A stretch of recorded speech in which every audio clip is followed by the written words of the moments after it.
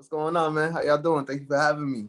Nah, No problem, man. pretty good, man. So let me introduce the pod real quick, and then we'll jump right into it. So welcome to the Grindhouse Podcast. This is episode 56. I'm your host Edwin Cabrera, aka Steady Eddie. Across the screen from me is my homie, my day one, Chris Martin, aka Critta. What's up, guys? Real quick before we get in today's episode, please like and subscribe to our YouTube channel. It helps us out a lot.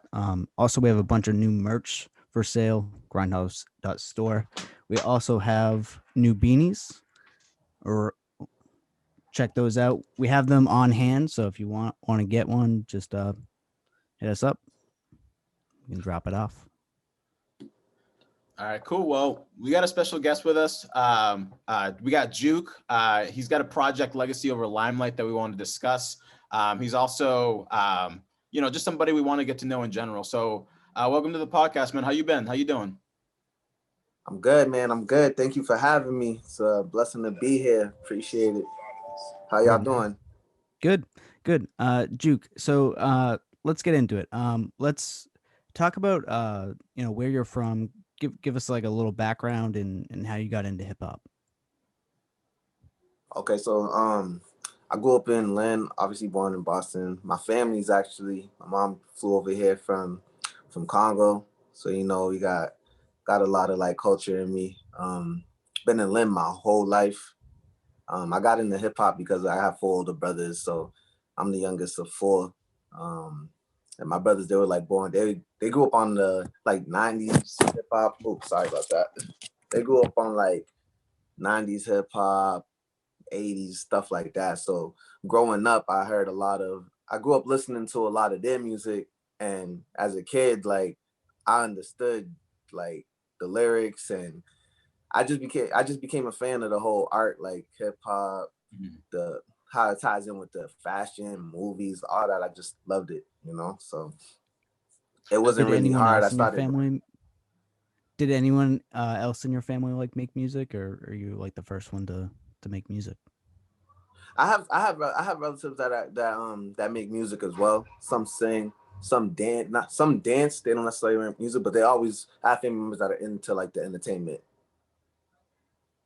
I mean, that's cool. But, so I actually I agree with you. Like my brothers are definitely the same. The reason I started listening to hip hop, like they put me onto shit. Like I gotta say, like the Wu-Tang 36 Chambers was like my brother, like his favorite album, and because it was his favorite album and he played it in the house all the time, it became mine. What artist was playing around the house, when you were growing up?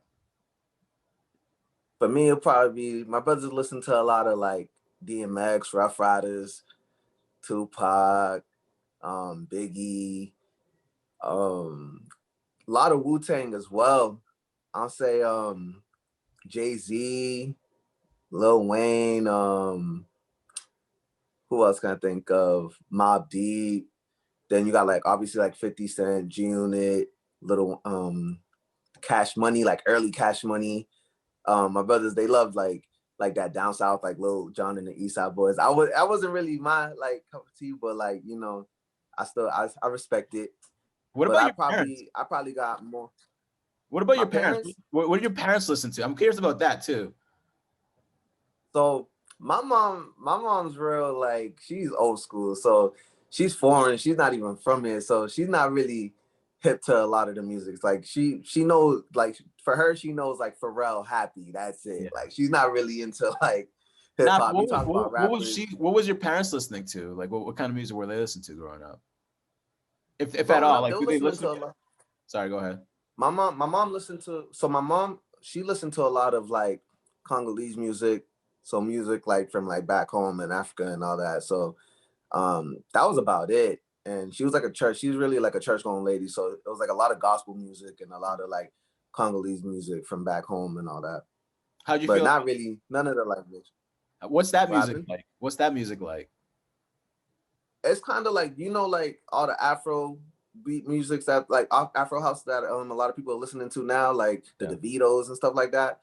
Well, it would be pretty much similar to that, but just like the originals. Like a lot of those songs, they sample like older like African music and stuff. So it'll be stuff like that. So, and has any of that inspired you at all? in a way, I would say like in a way, just like giving me like a more cultural sound, like having a different ear, hearing different like cultures and all that. But as far as like rapping and making music, like yeah, it definitely inspires me, because I like to be like, I want to make music that's like for everybody. So I could definitely say it definitely inspires me, hearing all different instruments and stuff like that. Dope. Let's talk about so you released Legacy over Limelight. Can you talk a little bit about that title, and also what do you want your legacy to be?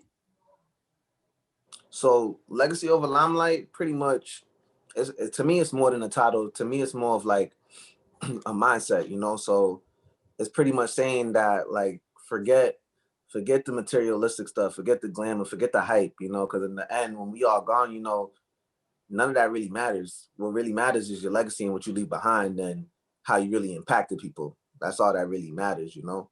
So that's where that really comes from. And with that, it's more like, it's something that I do want to make bigger. I want to definitely have it more than just like a project. Have it into like, turn it into like really like my brand, you know, because it's a mindset.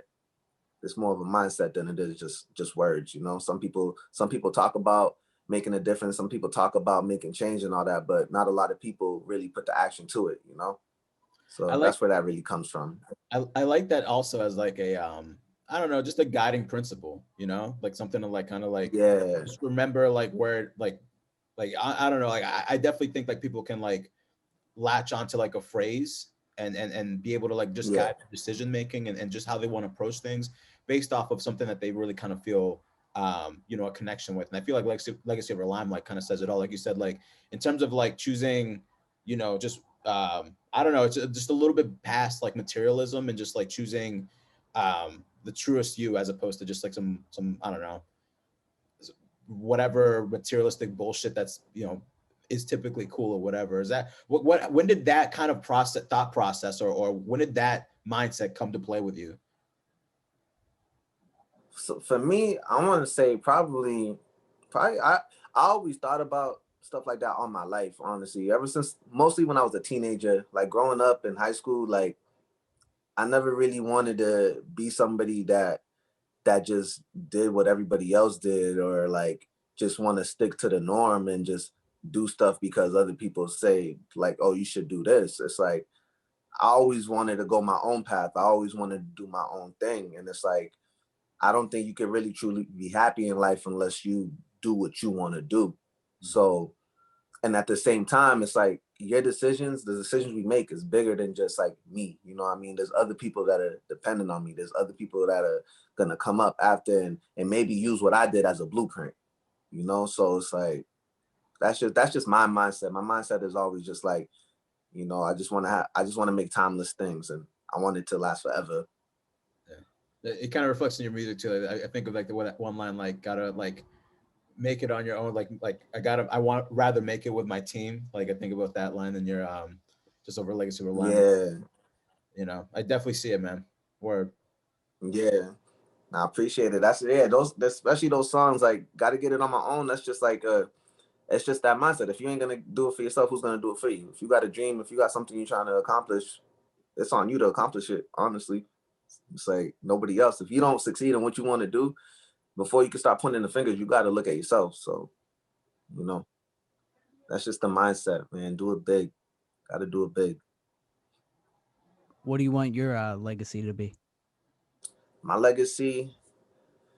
It's hard to say. I think about that a lot, and for me, I just want to know that when I'm gone, when my time's up, I want everybody to know that, like, you know, I did what I could do I did my part in like inspiring like the next generation, inspiring the people around me to just go and get it. Whether you're just and it doesn't have to be just music. It could be just everyday stuff, like whatever you're striving for. Just like I hope by the end of my lifetime of my career, like people would be like, you know what, like this whole legacy over Limelight, this whole everything he did, his music inspired me to be the best version of myself. You know, that's just the way I look at it. That's just yeah. Word. Word, man. So just talking about you as like a an artist, when it comes to like just putting together a Mhm. song, can you talk about like what your process is? So with my music, a lot of it is for from like my point of view of like things that are happening around me, and also what I'm going through personally. So, and a lot of times, not necessarily personally, it could be like third person and stuff. But so just a lot of things that I witnessed growing up, you know, especially growing up in Lynn, growing up in the North Shore area. It's just things that I've seen and situations that I've been in and things like that. And a lot of wisdom that I've got from like other people growing up. So it's just like, it's just a combination of things. That's where my music comes from. So speaking of like your process, Chewy produced all the songs, if not a few, or if not all. But can you talk about a little bit Um, about how you guys started collaborating with each other and what it's like to work with Chewy? so Chewy, that's my man. Me and Chewy, we met a few. I've known him actually for a few years now, and putting this project together, it actually was smoother than a lot of people really like think or know about. I reached out to him because I always knew he was making beats. He knew I was making music. We had a lot of mutual friends, but we just never at the time we was doing different things, so we just never had the time to link up at first. But like one day I just went over to his house and he was just making beats. He was making beats and we created a couple of joints like on the spot, but like we didn't get to finish them. So coming back, we probably like we scrapped those. Then we linked back up like a few months later. I had actually just dropped another project that was called It's On Me, and that was actually my first project I dropped. So around that time, I'm just like, I want to keep the ball rolling. I just want to stay in the zone. So when I linked up with him after that, we just linked up for like I think like 2 weeks straight, and we was just banging songs out. Like he'll make the beat right then and there. I'll like write a verse, write a hook right then and there, and we would like record like probably like 2 3 songs a session. And before we knew it, we had like almost like 10 songs, and it's just like, you know what, let's put this, let's do this little EP and put this together. And we actually have a lot of more music together. We're gonna probably do a part two to this, Oh, but we're word. gonna make a lot of music together. What was is Nice. it? I'm curious about what like your 2020 was like, because like obviously it was a weird year for everyone.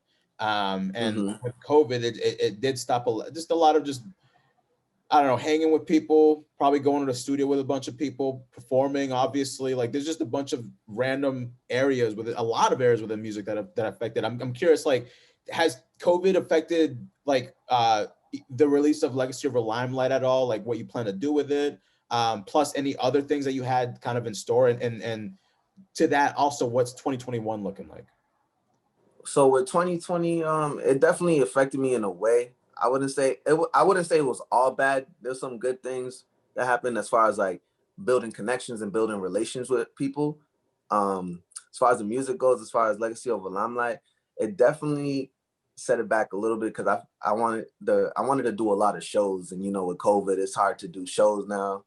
Well, you can't even do any shows, no live performances. So Yeah. I feel like I didn't get to really promote it as much as I should have, you know. But and as far as 2021 goes, I feel like this year is gonna be a year of like getting back to it. You know what I mean? Getting back to not only promoting the project like that, but also giving people new waves, new music, new vibes, coming in with definitely some more projects. I got some ideas besides the music that I'm working on. I don't want to talk about it too much because I want to keep that under wraps for now. But there's a lot of things playing. Word. Word. So you've collaborated with like a ton of Lynn rappers. What is like your current perception of Lynn hip hop, and where do you see it going in 2021? Lynn hip hop. So I want to say Lynn hip hop's definitely came a long way. So because I graduated back in 2013, so back then there was like I look at it like this. So there's 3 waves. There's the early 2000 waves where you had like Stack Dough Entertainment, like the older heads like that was doing their thing. Then like there was the early 2010s where you had a lot of people like Gino, you had Tony Mega, you had C Wells, you had Blackwell. There was a lot of artists that really like started doing their own thing separately, but like started shedding light onto the scene. And I feel like the midpoint, like 2015, that's when a lot of artists started really getting their recognition. And I feel like the support now is way more than it was back then. And it's a good thing to see. Oh yeah. I feel like the future is definitely bright. There's a lot of artists doing their thing, and it's dope to see. It's definitely dope to see. Yeah, there's so much music, good music coming out all at one time, so it's pretty dope. Yeah, you got a lot. You got, and it's good because, yeah, go ahead. No, go ahead. I was just gonna say that it's pretty dope because like I remember growing up, it was hard just to even find like a studio. It was hard to even find like a consistent engineer, consistent producer. Now you got a lot of people, like you got like the Chewies that are making music out of their basement, making beats out of their basement.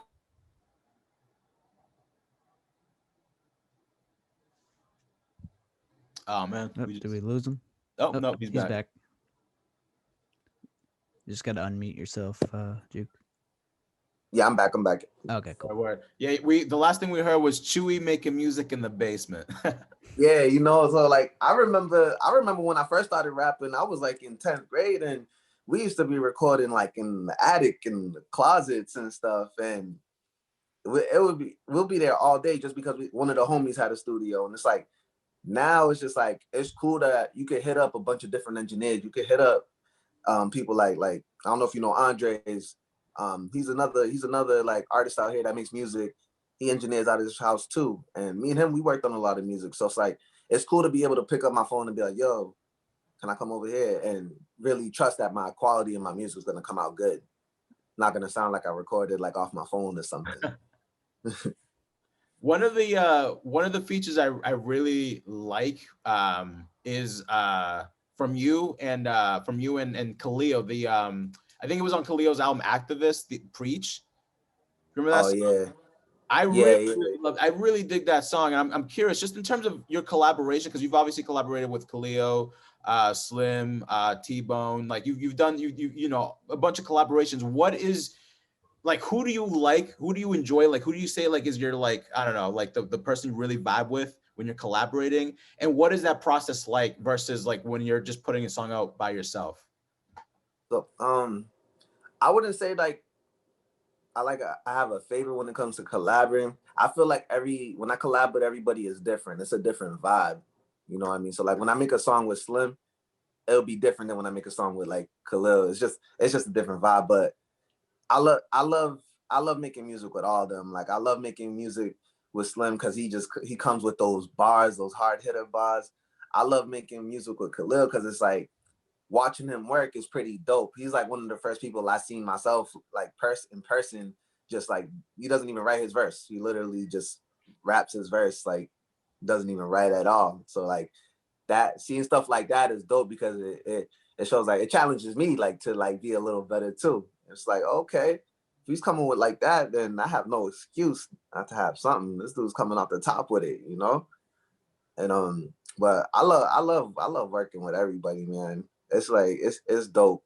And then when it comes to my own process, it varies, you know. So I like to sometimes I might have a beat and I might sit on that beat for a little bit before I even start writing to it, just to get an idea of how I want to come. Or sometimes I might just go in the studio with nothing and just create right then and there. So it all varies. I'm starting to like going to the studio more and kind of like creating there and being in that vibe. But at the same time, I still like writing. I always keep the pen sharp. You know, definitely hear that from people a lot lately, is like going into the studio and like writing there instead of like just like sitting at home and listening to the beat and doing the creative process. So I want to talk about, so you did the intro to parking lot pimping for West Yeah, Taylor's song. that's my So guy. and you have a honestly, it's you sounded like you were on the radio, and it was like humorous. Can you talk a little bit about just like set that scene of like making that intro for Wes and how you guys came up with it? Because it was very creative and obviously funny too. Yeah. So we was over at Mike L studio when they made that song. He was working on his project. I just went with him. It was him, me, him, his cousin Mac Dolo, and we was just there vibing. They were showing me a lot of music that they was working on, and then he had that song, and we was actually talking about like movies. We was talking about like old school music, like Snoop Dogg's Doggy Style. Like if you ever listen to Ain't No Fun. You feel me? You know that song, Ain't No Fun if the homies can't have none. So it was like kind of like trying to recreate something like that, like at the beginning when it's talking like the radio, like this is DJ Easy, you know what I mean? And he asked me to do it. At first I was kind of skeptical. I was like, I don't know. But then I was just like, you know what? I started thinking about like all the movies I didn't watch, like Roll Bounce and stuff Yeah. like that. And I'm just like, I got you. So I wrote the little script, and from there it was just like I just hopped on the mic, and then I just tried to act like I was like a smooth old school radio host, like I was in the 70s or something. It worked. You killed it. Yeah. I didn't Yeah. honestly. I didn't know that was you. I couldn't tell. It's crazy. A lot of people don't. It was funny because I'll get random DMs like, yo, bro, like, yo, that was pretty dope what you did on that song. And I'm like, oh, snap, I can even tell. But it's like, to that point too, working with Wes Taylor is dope too, because like he got me thinking like outside of the box. Like I probably would never think of doing something like that. You know what I mean? And that's the dope thing about when you collab with other artists and you work with other artists. It's like it makes you look at music a little different way, because sometimes it's not all about just like, you know, bars, and just sometimes it's really about just giving people a vibe that they could just vibe, like feel, and you know, because music is a feeling. Yeah, you Definitely. talk a lot about actually like this the history of Lynn hip hop and you know just going back to Stackdo Entertainment, and I'm curious, just like in terms of Lynn hip hop artists, who has inspired you? You talk a lot about West, but like you know who has inspired you growing up and who inspires you now? Out here, Yeah, um I'll probably say I was mostly inspired by like my circle of friends, like my close bros, like Slim, my boy Rob. Obviously seeing people like seeing a lot of my peers going hard, that's what really inspired me to get after it. But like my main inspiration probably came from like artists that was on like the reason I started rapping was because of Big L. That was my first favorite rapper. That's the one that like he introduced me to like flows, and just like he was there. He was dope. I remember walking to school, like I would literally have my CD player with my basketball bumping Lifestyles of the Poor and Dangerous, and like that was like my first favorite like rap album. It's like Big L was nasty. Like if I didn't listen to him, I probably wouldn't be rapping. so And then like over the years, it evolved to like the Kendricks and like the J. Cole's, and obviously like the Lil Wayne's and Jay-Z's. Like that's where my main inspiration comes from. But like locally, definitely my peers. And just because I just like seeing them going hard, and them going hard inspires me to go hard, you know? It's not it's not like crabs in a bucket. It's not like everybody's trying to pull each other down. It's like I really want to see you shine. I want to see you win. I want to see you do your thing. You know? I think that's why like there's so much good music being produced now, because everyone's just like working together and there's like less competition to it. It's more like it's like friendly competition. But yeah, it's dope dope to Yeah, see. I definitely agree with that. Definitely agree with that. So obviously we're a month into the new year. What's in the pipeline for this year? Do you have any projects that you're working on? Um, I do got some projects I'm working on. I'm working on an album right now. Probably my first album. It doesn't have a title yet. I'm working on that. I'm working on It's on me too. It's on me too. And like people who've been following me for like since I started, they know about that. Like it's on me. I didn't put that on any like major platforms, but you could find it on like YouTube and like SoundCloud. That's like the first project I dropped where I just literally just put it out for free just for people to vibe to and all that. But I'm working on that. Hopefully, I'll tap back in with Chew. We can get a Legacy Over Limelight 2 going. I'm trying to get into I'm getting into like the merch game. So you're gonna see a lot of LOVL gear. And Nice. just pretty much building the brand. Dope. And with that new project coming out, is there anything content-wise that we can expect from you to look forward to? Oh yeah, you should definitely be expecting some singles dropping very soon. What about Very visuals? soon. I know it's tough with COVID, but any visuals possibly? Yeah, visuals, singles, everything's coming. Everything's coming. Word. I want to ask you about real quick. I think you were featured on the soundtrack for the Lynn movie, The Process, right? Yeah. That was dope. Were you out? Because like the movie was filled with a bunch of Lynn artists. Were you also in the movie? Nah, I wasn't in the movie. Unfortunately. I think at the time when they were shooting the scenes, I wasn't even in the city. Gotcha. So I definitely missed out on that. I wish I was around for that. But yeah, well, at least you ended up on the sound. I caught you on the soundtrack. I was like, dope. But I was like, did I catch? I don't know if I saw him in the movie at all. But like, yo, that movie is like there's like the who's who of like hip hop artists from Lynn in that movie. So I missed you or something. It's definitely that movie. Definitely just being from Lynn, obviously, that's dope to see. Like it's dope to see like stuff like that because that just goes to what I say. It's like you don't necessarily have to make music. You don't have to necessarily do what everybody's doing. Like the director that Jake Faye, he chose a whole different route. Yeah. You know what I mean? And he's doing something nobody's ever done. We have never seen nobody do that from the city. Like that could possibly get on like Netflix or something. You know what I mean? It can go far with that, and it's dope. Like it's dope to still be a part of that. Even if it was just contributing just the songs, it's like that's still dope. Definitely. Edwin, do you have any other questions that you want to ask?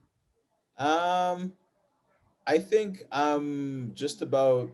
Yeah, I think I covered everything. Yeah, same. Actually, I got one more for you. I got one more. This might be, and this is not a negative question. Like but I think it's a constructive criticism question. We were talking about earlier, Lynn hip hop out. Like we love the way the artists kind of like are working with each other.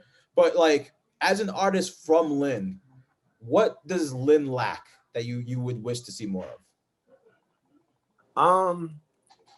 What I would say it lacks, like, if you would have asked me this a while ago, I probably would have said the whole supporting people and stuff.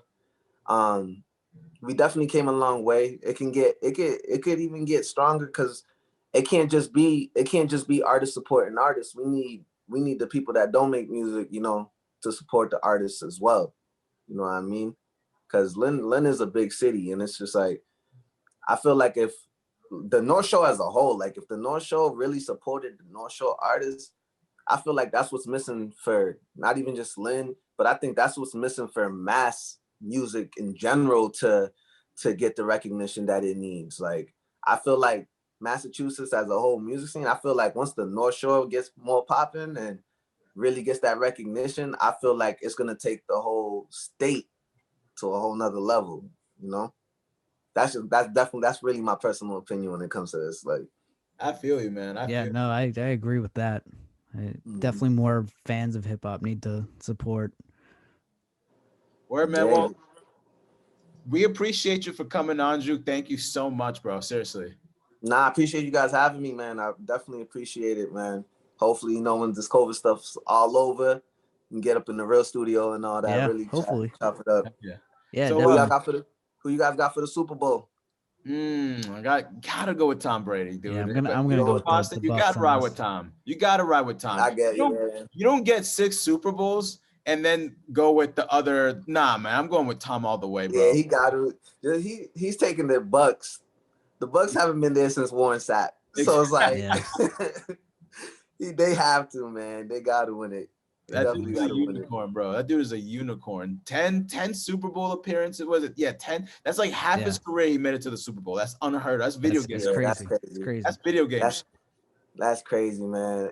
It's dope to see though. Like if he just got to win it all, man. It'll put the stamp. There's no debate after that. Oh, yeah, Greatest Yo, ever. he been had the stamp though. He don't need another one. He just going for He it. don't need He nothing. just going for It's like that's like it's not even like a stamp. That'll be like a Hollywood star. You know what I mean? Like, I honestly though, for me, the only and this there's not even like you can't. It's a hard correlation to even make. But I would say like him getting 7 would just push him past one more ring than MJ.